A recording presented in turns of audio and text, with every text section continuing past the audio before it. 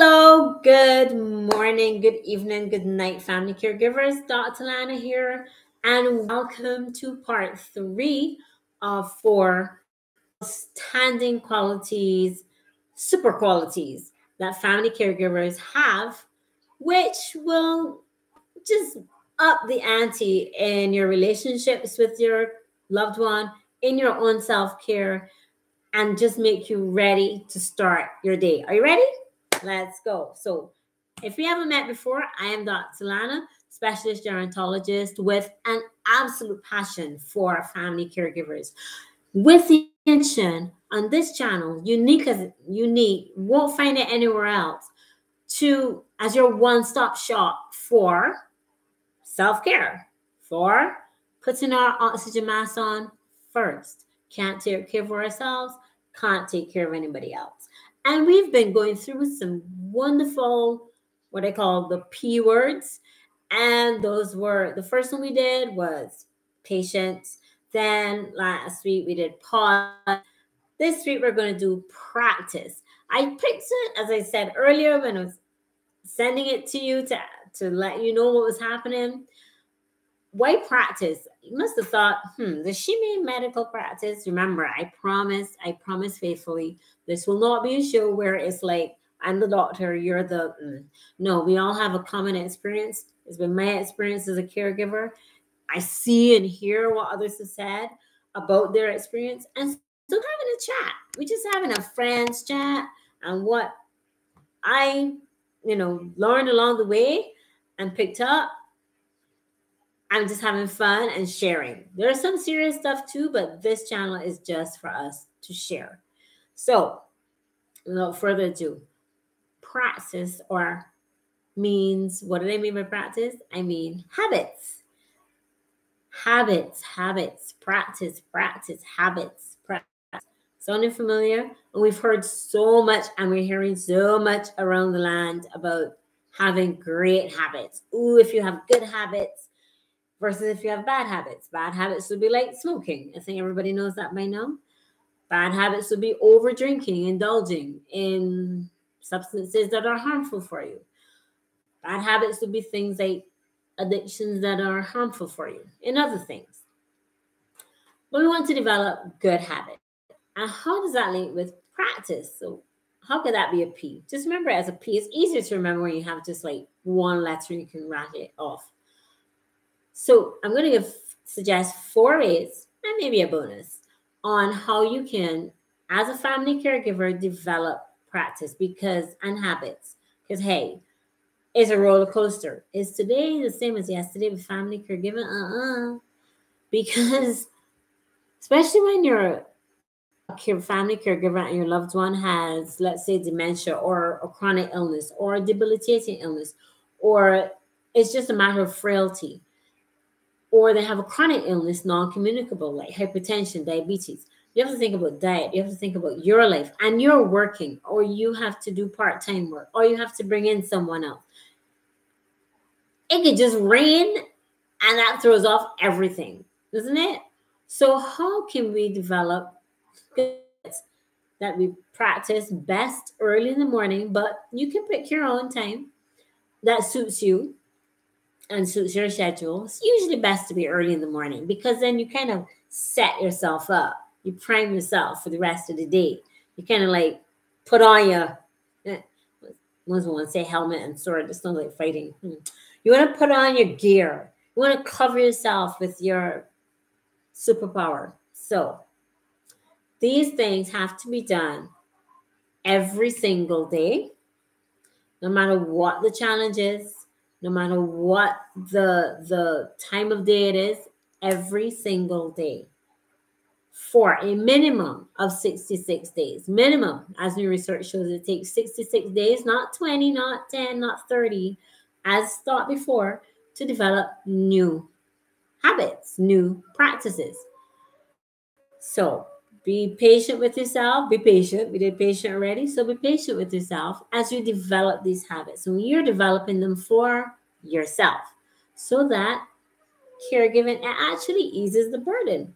Because why? Your brain and body are ready for the day. You've actually set yourself up for a successful day. Or even if the day goes not according to plan, as it will, you set yourself up for a day where things that would get in your way, things that would bother you less. Deal? Deal. Okay. So early, best time of day. So what kind of practice do we want to have? Practices like a sport, for example. You master it by doing it over and over again. And that's why practice is a good word, because you're thinking of something that you're going to be doing over and over again. A habit, something that you develop that builds your emotional, spiritual muscles over and over again, so that you become not hard, but you become resilient. You can bend with the weather, you can bend with the tides. So four good ones. Start off first with, well, if you're starting in the morning, you would sleep. Let's hope you had a good night's sleep. Eyes are closed. So let's think of this. Okay, I don't have time. I feel the resistance. I don't have time to do that. You have no idea. It's going to take too long. It's going to be too hard. You want me to practice this over and over like an athlete? What do I look like? I have all the time in the world? Well, no, I know you don't have all the time. So start with 10 minutes. 10 minutes. 10. Most 10. 10 minutes. Maybe 7.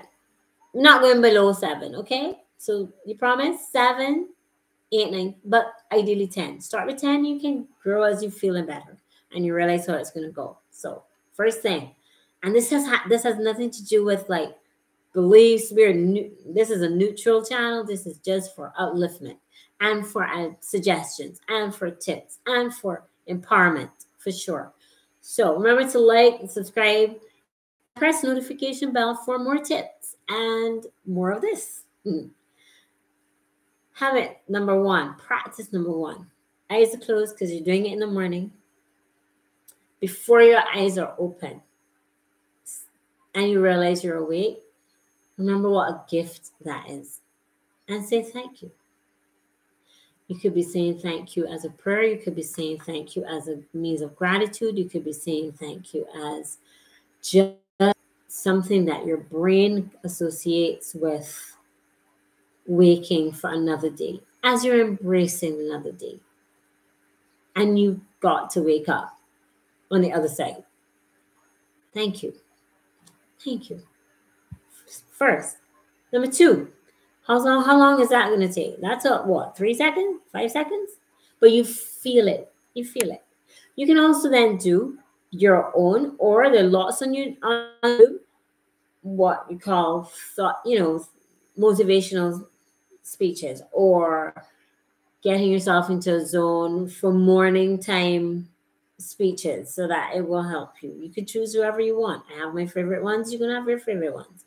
Some of the ones I choose are where the speaker takes you into another, closing your eyes, and for at least a minute. Sometimes you may have 3 minutes, 5 minutes, but we're doing 7, 8, 9, or 10. So you may have 2 minutes to start. And you can play something that has maybe music that calms you, or some people might feel that they want music that energizes them. But you keep your eyes closed. Remember, we started with thank you. Eyes are still closed.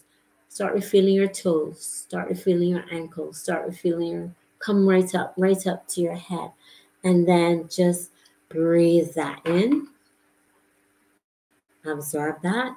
Let your body know, okay, great. We're adding to the thank you. We're adding to it with power, body power, physical power.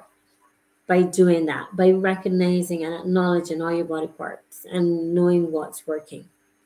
Not with the business, oh dear, I have to get this done. This didn't work last night. Nah, you can't start your day like that. You can't start it like that. You gotta start it with a woo. Get it? Feel me? Feel it? So, thank you. Continue on. Put something on that energizes you. And maybe someone who's talking in your head, or you can say your own things. You can say, I'm grateful for, these are gratitude now speeches out loud. I'm grateful for my roof. I'm grateful for my toes. I'm grateful for my fingers. I'm grateful for my thighs. I'm grateful for my brain. Everything you do and you say that out loud versus I have power. I can do this. My inner being, after my supreme being's assistance, however you believe that, my being, I have the power. I can do it. And I'm grateful for that. Gratitude sets you up for a smile. You will find yourself smile. Third, and that doesn't take long either. So that's 3 minutes. So we have what? 2 minutes, 3 minutes. We got 6 minutes so far, right? Maybe 5 minutes. What are you going to do for the next 5? Or maybe 3 minutes or 2? What are you going to then do?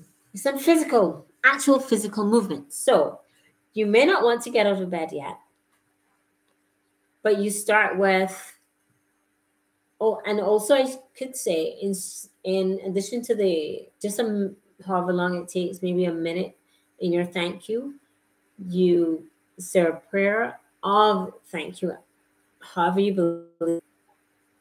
And you may want to start with that. You may want to start with reading a scriptural or motivational form of reading. But we want to get all our senses. So visual, hearing, touching, feeling, gratitude, smell. So your favorite, all your senses involved. So the third one just kind of went a little bit there. So first, thank you. 2, something that motivates or energizes you or sets you up for your day, releases your anxiety or uncertainty. Fourthly, what you do is physical movement. So your body now gets engaged. So you definitely are going into power. But in addition to mental power, you're doing physical power. So now you're really ready. So you're going to move. I suggest arm circles. You're in bed, remember? You may want to sit in the chair, but bed, cool. I do it in bed. Arm raises or arm circles or leg bicycles or any other movement that you wish. Head turning, flexing your head, bending, stretching. Ever notice how animals never ever move from sleep before they stretch? We can learn from them, huh? I've never seen a bird stretch, but they do their own thing. Oh, they prune. So stretch like like one of your pets. Get your body in gear. Now you're ready. Are you ready? Not quite yet. Let's do number 5. A 5th practice that you can do is to read. We said we could read a text or something before, that's part of it. But you want to read because you want to read something from an empowering book. You want to read and learn is what I really want to say. So have your setup, and you can do audio listening if you don't have time to actually physically, or you don't have the book in your hand. So pick one of 5 books you always wanted to read. Motivational books, business books, mastery books, self-esteem books, self-care books, manuals, anything. And spend or listen for another 3 minutes of that. Now that might take about 4 minutes. So we at the 10 minutes. So you see how that could easily transform into 5 minutes. And you do this early. Nobody else is up. There's no disruption. You spent 10 minutes and you've gone into a thank you. You've gone into gratitude for your own body. Your brain is ready. Your body isn't ready with the physical movements. You've actually read something, read something that's going to be uplifting and motivating. Oh, and you've listened to something that will either calm your anxiety or anxiety. Hard? No.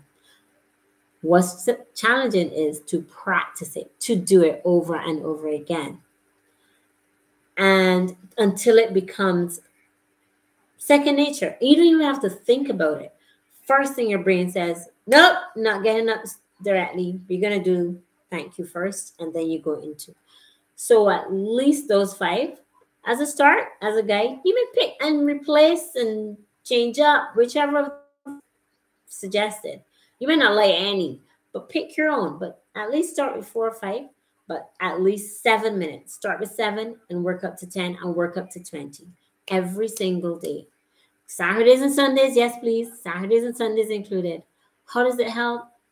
sets your brain up, primes you, sets you up for success for the rest of the day, for the ability to handle challenges, for the ability to engage more happily with them. They're like, who are you? How'd you get so good in the morning? I'm like, oh, I'm doing habits. I'm practicing some new things. See, you're smiling already, aren't you? So practice makes not perfect. Practice makes progress. And that's what we want. Progress. It's an ongoing thing. Caregiving is ongoing. It's a journey. It's a journey. It's not a forever journey, but it's a journey. And in every journey, we want to smile. We want to be empowered. So again, for being empowered, if you're exhausted right now, see in the link below how you can connect with me. And I have a special course for family caregivers where you can transform yourself from disempowered or exhausted to empowered.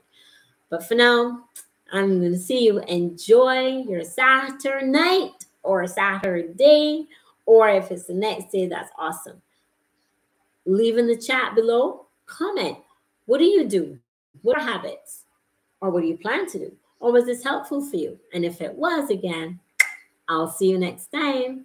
Press the bell, like, and we will chat again for we have to do number 4. And I'm not going to tell you what number 4 is. So you got to be joining me next Saturday. Cheers. Bye-bye. Have a great rest of the weekend. And we are done. All the best. Practice, practice.